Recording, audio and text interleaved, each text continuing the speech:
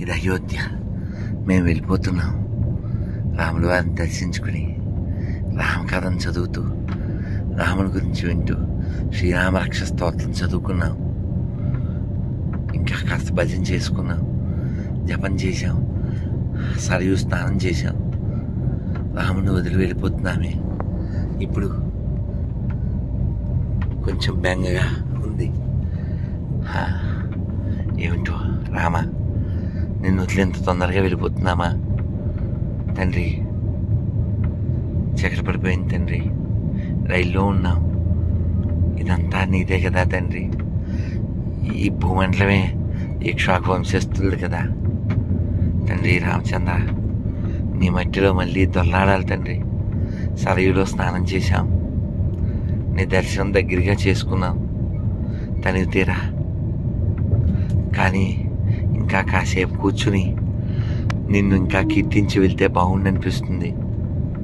ఇంకా చాలా దేవాలయాలు ఉన్నాయి, కనక భవనం, ఇంకా జానకి మందిర్,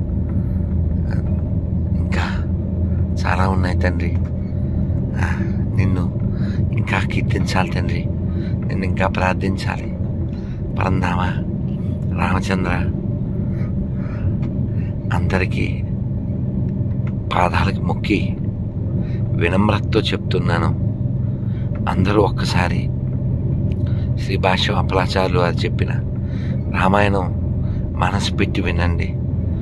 చాగంటి గారు చెప్పిన రామాయణం వినండి, ఎంత హృదయం పెట్టి చెప్పారు. ఒకసారి గోరఖ్పూర్ రామాయణం కొని చదవండి. మీరు మొత్తం శ్లోకాలు చదవకపోయినా పర్వాలేదు. వచనం 400 రూపాయలు అంతే, చదవండి. ఇదంతా అయోధ్య, ఆ మట్టి, ఈ నేల, ఇదంతా వదిలి వెళ్ళిపోతున్నాం. ఇందాకే వచ్చాం సాయంత్రం 4 గంటలకట్లా. ఇప్పుడు 12 అయిపోతుంది అంతే. ఈ కొద్దిసేపట్లోనే, అంటే చాలా చూడలేదు. రాముణ్ణి అయితే బాలరాముణ్ణి, బాలకరాముని దర్శించాం. ఊరికే మనసు ఉండబట్టగా గొంతు గదగదమై మీతో పంచుకుందామని చెప్తున్నాను. రాముడు ఇక్కడ నడియాడాడు, రాముడు ఉన్నాడు. ఇది రామ జన్మభూమి, ఇది పుణ్యభూమి, ఇది దివ్యభూమి. సీతమ్మ తల్లి రాముడి వారితో 11,000 సంవత్సరాలు పరిపాలించిన భూమి. ఎంత ప్రశాంతతో, ఎంత సంతోషమో ఇది అందరూ అనుభవించాలి. ఈ ఆనందాన్ని. రాముడు ఇక్కడ ఉన్నాడు.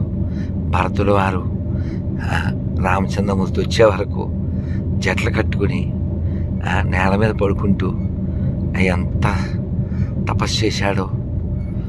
ఈ ప్రశాంత వాతావరణం ఎంత బాగుందో చూడండి. ఈ ప్రశాంతతను పోగొట్టుకోవద్దండి.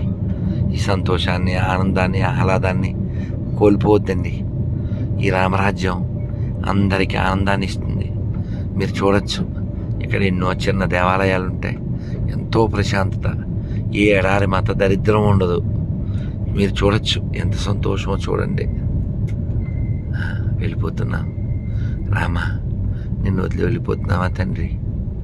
రామచంద్ర తండ్రి, రామ, పరంధామ, అయోధ్య రామ.